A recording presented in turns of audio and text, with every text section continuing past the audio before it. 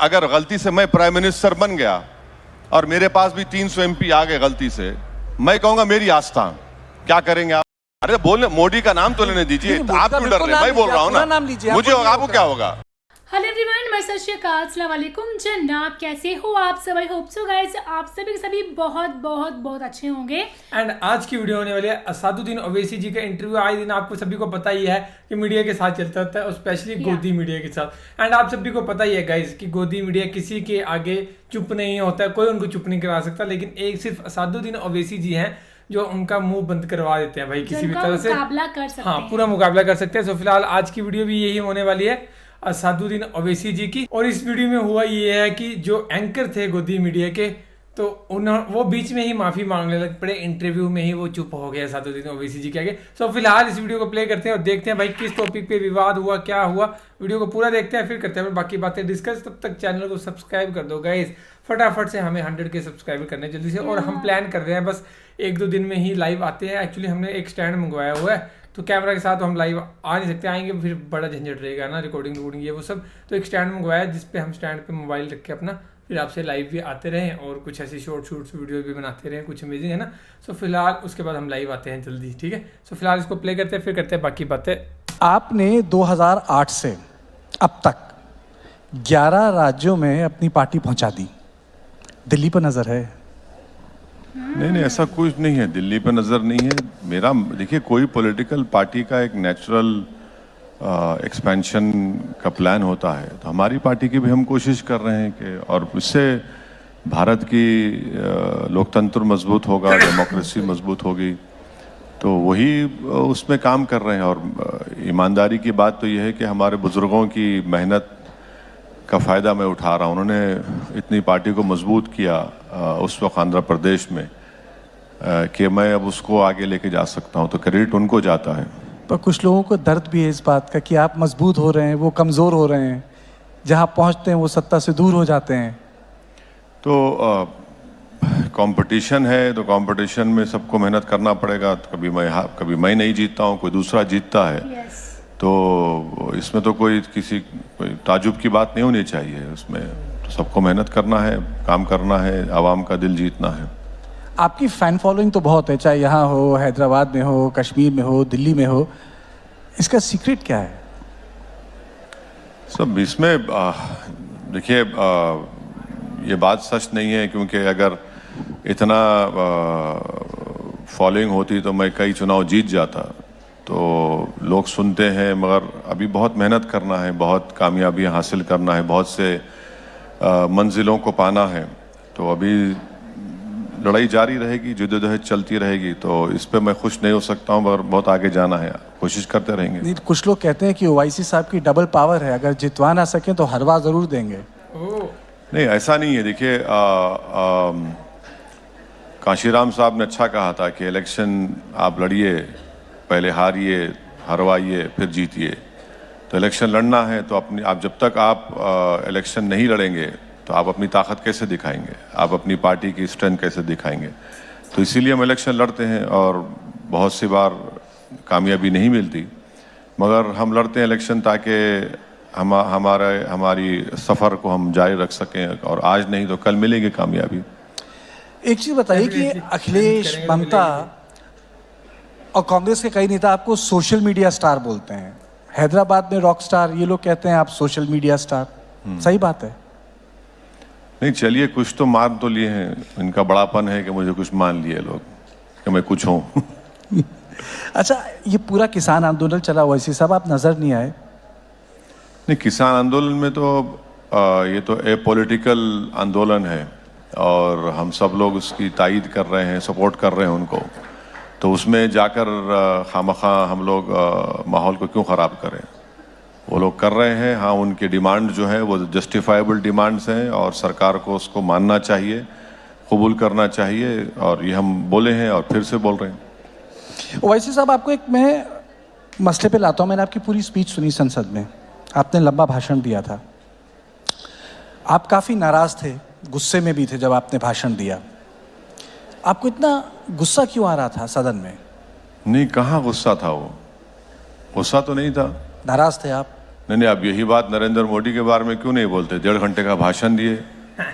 नहीं, वो बात अलग है भाई, आप नाराज थे। आपने 8 मिनट बोला तो उसमें गुस्सा कहाँ नजर आएगा? 8 आपने 92 की बात को प्राण प्रतिष्ठा से जोड़ दिया, राम मंदिर वाले। हाँ बिल्कुल, ये फैक्ट है। देखिए 22 जनवरी की बुनियाद तो 1949 में डाली गई थी, जब जीबी पंत ने मस्जिद के अंदर मूर्तियां रखने की इजाज़त दी। 22 जनवरी की बुनियाद तो 6 दिसंबर को डाली गई। तो ये बिल्कुल सच है। और अगर 6 दिसंबर नहीं होता, 22-23 दिसंबर की रात में 49 में मस्जिद में मूर्तियां नहीं रखी जाती, तो 22 जनवरी मुमकिन था क्या? बताइए आप। लेकिन ओवैसी साहब, ये जो मंदिर बना है वो तो कोर्ट के आदेश से बना है। हाँ हाँ और बिल्कुल। उसका दूसरा पहलू भी है, नहीं, कोर्ट मस्जिद की जगह भी है। और कल भी बनेगा। क्यों? क्योंकि अगर आप आस्था को फैक्टर बनाएंगे तो फिर एविडेंस का क्या होगा? अगर कोर्ट आस्था के फैसले करेगा तो फिर आपकी आस्था मेरी आस्था से बढ़ के कैसे होगी? बताइए आप। वो तो गलत है वो। इसीलिए हम यकीनन, सुप्रीम कोर्ट एपेक्स कोर्ट है, आखिरी कोर्ट है। और जस्टिस जे.एस. वर्मा ने कहा था, सही कहा था कि supreme court is supreme but not infallible. तो वो फैसला बिल्कुल, जो फैसला आया था वो आस्था की बुनियाद पर था। और जिस बात का मुझे खदशा था, डर था कि ऐसे कई इश्यूज ओपन हो जाएंगे, अब इश्यूज ओपन हो गए। आपका ऑब्जेक्शन किस चीज़ पे है ओवैसी साहब? आपका ऑब्जेक्शन राम मंदिर पे है या उससे जुड़ी आस्था से है? नहीं, मेरा ऑब्जेक्शन इस बात पर है कि 6 दिसंबर को सुप्रीम कोर्ट को वादा कर वहाँ पर अडवाणी और जितने बीजेपी आरएसएस के नेता थे, उन्होंने सुप्रीम कोर्ट को वादा किया था कि हम मस्जिद को हाथ नहीं लगाएंगे, और मस्जिद को उन्होंने शहीद कर दिया, डिमोलिश कर दिया। और तरफे तमाशा ये है कि किसी एक का भी कन्विक्शन नहीं हुआ उसमें, किसी एक का भी कन्विक्शन नहीं हुआ। अगर जीबी पंत उस वक्त उन मूर्तियों को हटा देते और बोलते कि नहीं ये गलत हुआ है, 145 सीआरपीसी इस्तेमाल कर लेते तो इशू नहीं बनता। आप बगैर मुस्लिम पक्ष को सुने 86 में ताले खोल दिया आप। तो ये तो एक नाइंसाफी की एक पूरी लिस्ट है। तो यही हम बता रहे हैं। क्यों किसी मंदिर के ऊपर हमारे को गुस्सा होगा? भाई ये मुल्क, जैसा अभी आपने कहा, ये मुल्क की खूबसूरती, इसकी डाइवर्सिटी है, इसका प्लुरलिज्म है। इस देश का कोई मजहब कभी था नहीं, ना कभी रहेगा। ये देश तो उन लोगों को भी मानता है जो किसी भगवान या अल्लाह को नहीं मानते। तो इस देश को अगर आप एक समुदाय, रिलीजन से जोड़ देंगे तो ये तो संविधान के खिलाफ है। डेफिनेटली। लेकिन असदुद्दीन जी, अगर आप एक बात कह रहे हैं कि एक धर्म दूसरे धर्म से बड़ा नहीं होता, लेकिन आप सांसद हैं, आपने संसद में जब भाषण दिया तो आपने कहा आप राम के सम्मान करते हैं, और दूसरी तरफ आपने बाबरी मस्जिद जिंदाबाद बोला। हाँ, बुरी बात क्या है उसमें? मैंने कहा कि मैं नाथूराम के खिलाफ हूँ। आप खिलाफ है नहीं नाथूराम के, सबको होना चाहिए नाथूराम के खिलाफ। और बाबरी मस्जिद जिंदाबाद बोलना गलत बात क्या है? बाबरी मस्जिद को तो मंदिर तोड़कर नहीं बनाया गया, सुप्रीम कोर्ट ने कहा। बिल्कुल, सुप्रीम कोर्ट ने कहा कि वहां पर मंदिर तोड़कर नहीं बनाया गया। तो ये आर्गुमेंट जो बीजेपी झूठ फैला रही थी कि मंदिर तोड़कर मस्जिद बनाया गया, वो तो सुप्रीम कोर्ट नकार दिया। अच्छा, आप बताइए बीजेपी को राम मंदिर कब याद आया? नहीं, मैं बीजेपी का प्रवक्ता नहीं, बता रहा हूं आपको। पालनपुर का रेजोल्यूशन 1989 में पास किया, उससे पहले तो नहीं हुआ। आरएसएस बनी 1924-25 में, जब उन्होंने बात नहीं की। विश्व हिंदू परिषद बना 1960 में, वो नहीं बात किए। महात्मा गांधी से लेकर, सरदार पटेल से लेकर, के मुंशी से लेकर, बाल गंगाधर तिलक से लेकर, मालविया साहब से लेकर, किसी ने बात नहीं की वहां पर। आप 89 में पालनपुर रेजोल्यूशन पास करके आपने कहा कि मंदिर को तोड़कर मस्जिद बनाई गई, वो तो डिस्प्रूव हो गया। लेकिन राम मंदिर का आंदोलन तो बीजेपी से पुराना है, वो तो सबको पता है। पेमन जी की किताब भी पढ़ लीजिए। 250 साल पुराना है। 1800, देखिए लीगल फाइट चल रहा था 1875-80 में। मस्जिद के सामने चबूतरा था, मस्जिद पे झगड़ा नहीं था, वो चबूतरे पे झगड़ा था। वही तो हम बता रहे हैं आपको। लेकिन वो आस्था की भी तो बात है ओवैसी साहब। चबूतरा बाहर है भाई, मस्जिद में अंदर तो नहीं था। आपने चबूतरे को छोड़कर मस्जिद के अंदर मूर्तियां रख दी और उसके बाद लॉक डाल दिए। अच्छा, आपको मालूम कि जो कलेक्टर साहब ने ये मूर्तियां रखकर मस्जिद को बंद किया, वो बाद में नायर साहब जनसंघ के एमपी बन गए वहां से। नहीं वो ठीक है, लेकिन आपको नहीं लगता कि अगर इन तीन चीज़ों पे समन्वय हो जाता, जैसा कि बोला जा रहा था 80 के दशक में कि वापस कर दिया जाए काशी, मथुरा, अयोध्या, तो बड़े मसले हल हो जाएंगे? नहीं, आप सब चीज ले लीजिए ना, वो दो क्यों लेते आप? सब ले लीजिए, कुछ बाकी मत रखिए आप। भाई कुछ रूल ऑफ लॉ रहेगा नहीं रहेगा बताइए आप। अब आप कहेंगे कि भाई वो आस्था की बुनियाद पर हम दे दिए, यहां पर क्या वो भी आस्था बोल देंगे आप, वहां पर भी आस्था बोल देंगे, तो फिर संविधान किस लिए है? फिर कोर्ट किस लिए है? एविडेंस किस लिए है? सब दे दीजिए, फिर आप खत्म कर दीजिए। दो पे क्यों रुकते आप? सब ले लीजिए। अच्छा चलिए, आपने संसद में एक मौलाना आमिर अली और बाबा रामचरण दास की बात की थी, आपने कहानी सुनाई थी। मैं चाहूंगा कि यहाँ जो हमारे गेस्ट बैठे हैं, आप वो कहानी यहाँ एक बार सुनाएं। नहीं, देखिए, मौलाना आमिर अली और बाबा रामचरण दास तो हनुमानगढ़ी के बाबा थे। इन दोनों ने मिलकर अंग्रेजों के खिलाफ लड़ाई लड़ी। इन दोनों ने मिलकर, एक मौलाना है, एक हनुमानगढ़ी के पुजारी हैं, इन दोनों ने मिलकर ये खूबसूरती है इस देश की। और फिर उसमें मैंने अपनी स्पीच में उनका भी जिक्र किया था कि अच्छन खान और शंभू प्रसाद, बाबा एक को जला, मुसलमान की लाश को अंग्रेजों ने जला दिया और शंभू प्रसाद साहब की लाश को दफना दिया, और किसी ने जाकर बोला कि हम नहीं चाहिए, नहीं लेंगे। वैसे हिंदुस्तान चाहते हैं। हाँ? आप वैसे हिंदुस्तान भाई, ये मोहब्बत के मजाहरे थे इस देश के लिए। और अंग्रेजों ने जो नफरत के बीज बोए मुसलमानों में और मेजॉरिटी कम्युनिटी में, जब लड़े अंग्रेजों से लड़ाई, तो मुसलमान और हिंदू सब मिलकर, सिखों ने मिलकर लड़ी थी, ईसाइयों ने मिलकर लड़ी थी, तभी तो मुल्क को आज़ादी मिली। लेकिन इस कहानी का एक दूसरा पहलू भी है।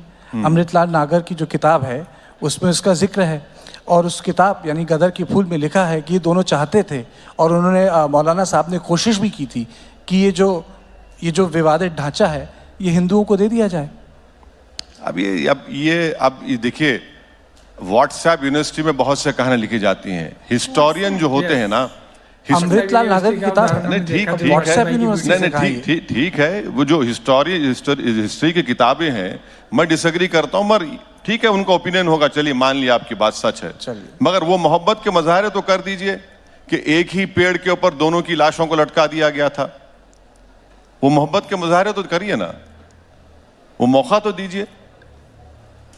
तो अगर मौलाना साहब आज होते तो वे मानते कि जो ज्ञानवापी है मथुरा दे दी जाए, क्योंकि तब भी कोशिश कर रहे थे। अब आप देखिए, ज्ञानवापी की आप बात कर रहे हैं, यहां पर अदर साइड ये कहती है कि हमारा पोजीशन हमसे छीन लिया गया 93 में, राइट, और हमारे पास 1530 के कागजात हैं। बाबरी मस्जिद में मेरे पास, मैं 500 साल से नमाज पढ़ रहा हूं, मेरा भी पोजीशन आपने छीन लिया मुझसे। यहां पर आपको इजाजत मिल जाती है और मुझे वहां पर नहीं मिलती। अब आपको मालूम कि मथुरा की आप बात कर रहे हैं, जो एग्रीमेंट 1960s में मुसलमान और हिंदू पक्ष में, उस पर सिग्नेटरी कौन था हिंदू तरफ से? मालविया साहब थे, मदन मोहन मालविया। लेकिन बात तो आस्था की है। नहीं, इनसे बड़ा कोई हिंदू हो सकता मदन मोहन मालविया से? कि मदन मोहन मालविया से बड़े हिंदू हैं। एग्रीमेंट साइन होकर मुसलमानों ने 8 एकड़ जमीन दी, 8 एकड़ जमीन दी। अब आप उसको 2023 में आप खोल रहे हैं उसको। लेकिन वाईसी साहब, अगर आस्था के मामले, मेरे ख्याल से मथुरा, काशी और अयोध्या एकदम अलग हैं बाकी मंदिरों से। नहीं, देश आस्था पे नहीं चल सकता ना। कल अगर मैं पावर में आ जाऊंगा गलती से मैं गलती से पावर में आ गया, अभी क्या? नहीं, सुनिए आप, अभी भी पावरफुल है। अगर गलती से मैं प्राइम मिनिस्टर बन गया और मेरे पास भी 300 MP आ गए गलती से, मैंने ख्वाब में भी नहीं सोचता हूं मगर कह रहा हूं, मैं कहूंगा मेरी आस्था, क्या करेंगे आप? यही तो हम कह रहे हैं ना कि देखिए, आस्था पे नहीं चल सकेगा। ये तो हाइपोथेटिकल सवाल है, तो अदालत ने किया है। अरे नहीं, अदालत के पास तो ही लोग तो गए। आप जब 91 का प्लेसेस ऑफ वर्शिप एक्ट बना दिए, फिर आप ये क्यों कर रहे हैं? जब आपने कह दिया कि 15 अगस्त 1947 को बाबरी मस्जिद को छोड़कर जो भी रिलीजियस प्लेस होगा उसके कैरेक्टर में, नेचर में तब्दीली नहीं आएगी, तो फिर ये सब क्यों हो रहा है? फिर आप ये कह रहे हैं कि मुस्लिम पक्ष को ठीक से सुना नहीं जा रहा? जी, आप कह रहे हैं कि मुस्लिम पक्ष को ठीक से सुना नहीं जा रहा? नहीं, मैं ये कह रहा हूं कि अब कानून बना दिए तो कानून को फॉलो करिए। कानून के दायरे में नहीं आता है। कैसे नहीं आता है? कैसे वो तो किया? अदालतें कह रही हमने हैं। जब पार्लियामेंट में ये कानून पास कर दिया, सिर्फ इस जगह को छोड़कर, मैं तो वो भी गलत था, इस जगह को छोड़कर सब डिस्टर्ब नहीं करेंगे, तो क्या मतलब है फिर उसका? आप तो लॉयर हैं, आप बिल्कुल, मैं कह आप रहा तो हूं। लॉयर हैं, लेकिन मुझे एक चीज बताइए, जब आपको अदालत की बात पे ही विश्वास नहीं तो मामला कैसे नहीं, सुलझेगा? अदालत की बात देखिए, अदालत के फैसले को मानते हैं और डिसएग्री भी करते हैं, वही तो खूबसूरती है जमहूरियत की। जरूरी नहीं है ना, मैं किसी की तौहीन नहीं कर रहा हूं, मैं कह रहा हूं कि रेस्पेक्टफुली मैं इस जजमेंट को नहीं मानता हूं, इसमें कोई गलत बात नहीं है।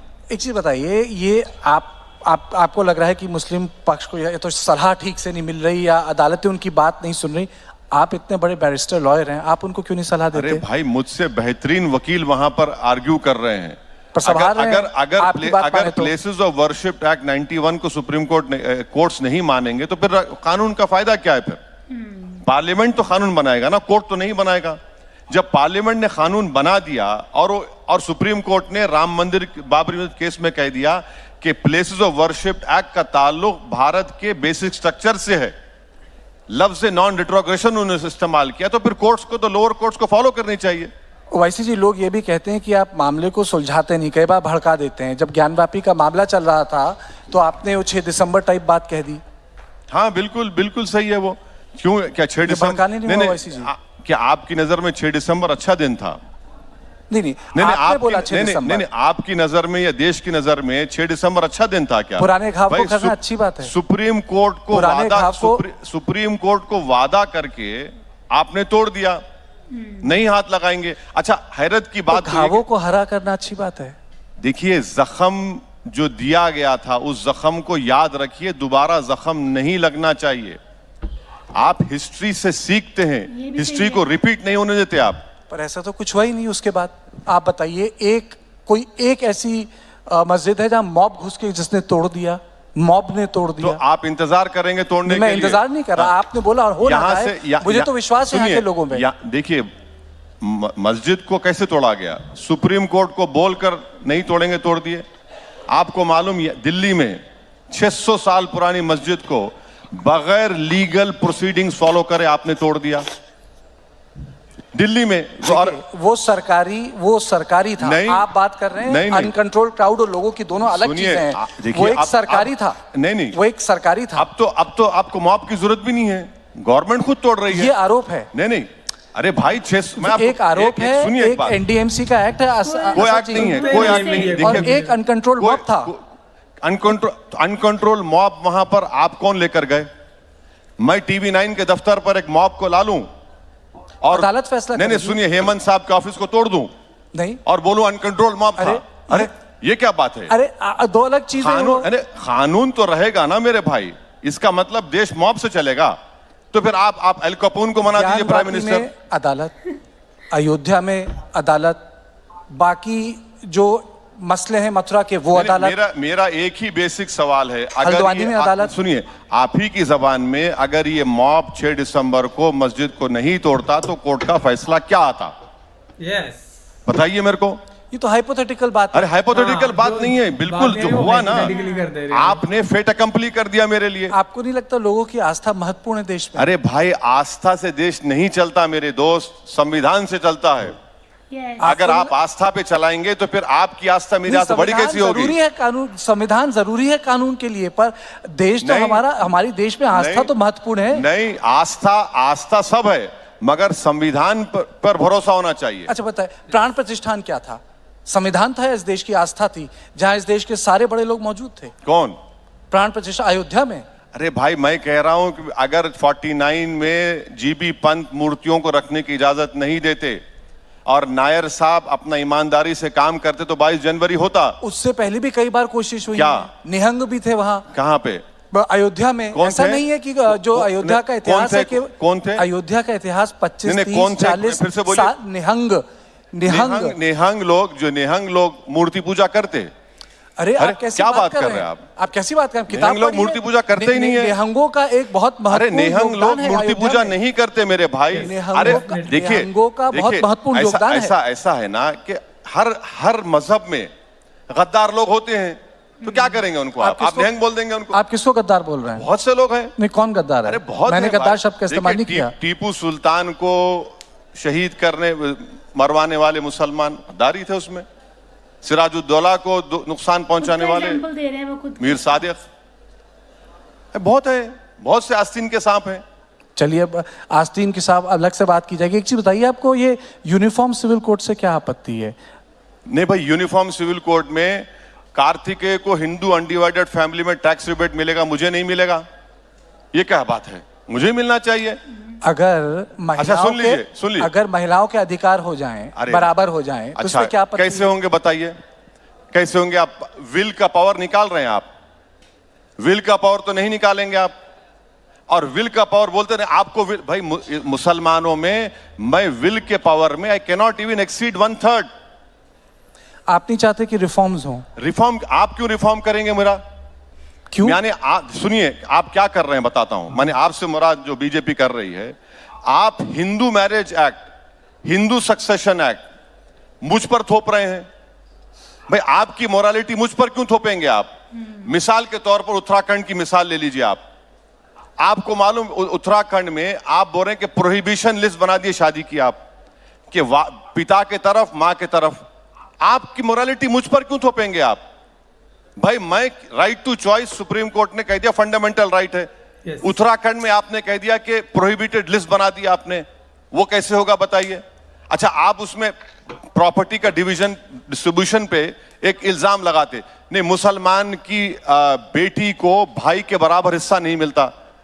ये क्यों नहीं बोलते कि मुसलमान की बेटी को अपने बाप की जायदाद में भी हिस्सा मिलता, अपने हस्बैंड की जायदाद में भी हिस्सा मिलता उसको?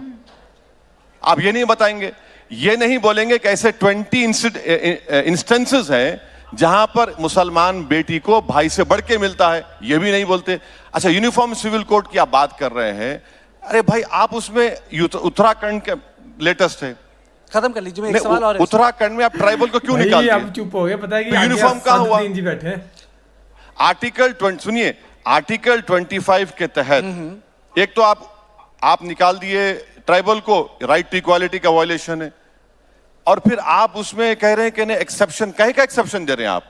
तो पूरा मकसद क्या है कि हिंदू मेजॉरिटी कम्युनिटी की जो मोरालिटी है वो मुसलमानों पे डाल दिया जाए। क्यों डालेंगे भाई आप? Prohibition of child marriage act है, पॉक्सको एक्ट है, ये क्या लेके आ रहे फिर आप? ये क्या लेके आ रहे आप बताइए?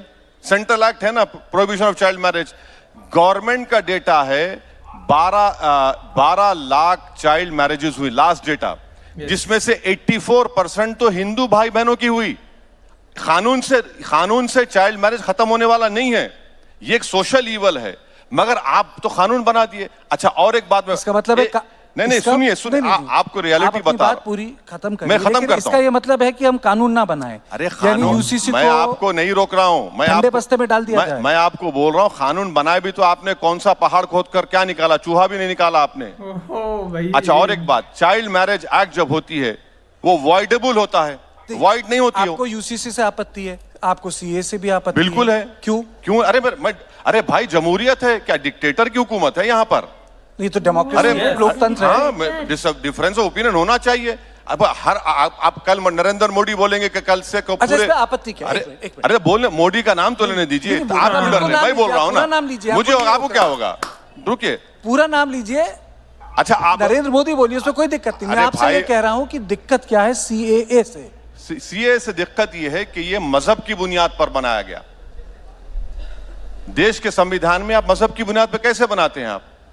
अब लोग बोलते हैं ये ओवैसी क्यों? अच्छा भाई, आसाम में सुप्रीम कोर्ट मॉनिटर्ड एनआरसी हुआ, आप हेमंत बिस्वा शर्मा एक्सेप्ट ही नहीं कर रहे उसको। सीए से किसी मुस्लिम की नागरिकता कहां जा रही है? सुनिए आप बताइए मुझे, सुन तो लीजिए, कहां जा रही है? परसिक्यूटेड हिंदूज को जगह मिल रही है। सुन तो लीजिए आप। ये एक दिल पे हाथ रख, नहीं दिल पे नहीं, वैसे जी मैं कहीं पे हाथ नहीं रखता हूं। मैं दिमाग से बताइए। चलिए, मैं कहीं पे हाथ नहीं तो रखता चलिए। नहीं, एक चीज बताइए, एक चीज बताइए। मैं किसी पे हाथ नहीं रखता हूं। मैं तो अफगानिस्तान भी गया, मैंने देखा। देखिए, वहां सिख थे, कम हो गए। पार्टीशन के टाइम पे कितने हिंदू थे पाकिस्तान में, सबको पता है। अच्छा, कम हो गए। अच्छा, सबको पता है।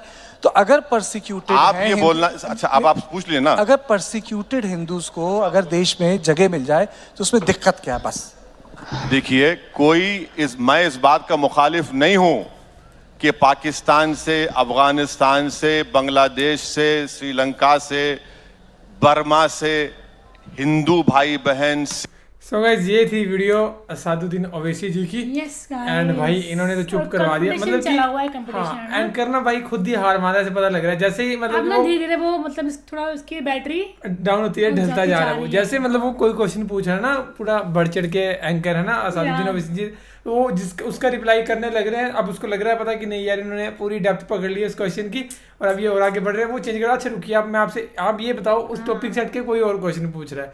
तो इसलिए भाई जो एंकर था वो भी चुप हो गया भाई असादुद्दीन ओवैसी जी के आगे। बताना कि इसमें आपका क्या कहना है भाई ओवैसी जी के बारे में। सही बात है, लीडर्स को तो इन्होंने चुप करवा के रखा है असादुद्दीन ओवैसी जी ने, लेकिन एंकर्स को भी नहीं छोड़ते भाई। ये स्पेशली गोदी मीडिया वाले जो एंकर्स है ना, उनको पकड़ते हैं भाई प्रॉपर्ली सही तरह से। एंड अगर आप चाहते हो हम ऐसी और वीडियोस बनाए गोदी मीडिया के एंकर्स और असादुद्दीन ओवैसी जी के, तो जरूर कमेंट करके बताना गाइस, तो बनाते रहेंगे। बाकी तो फिलहाल ये थी video guys, thank you so much for watching the video. मिलते हैं नेक्स्ट वीडियो में।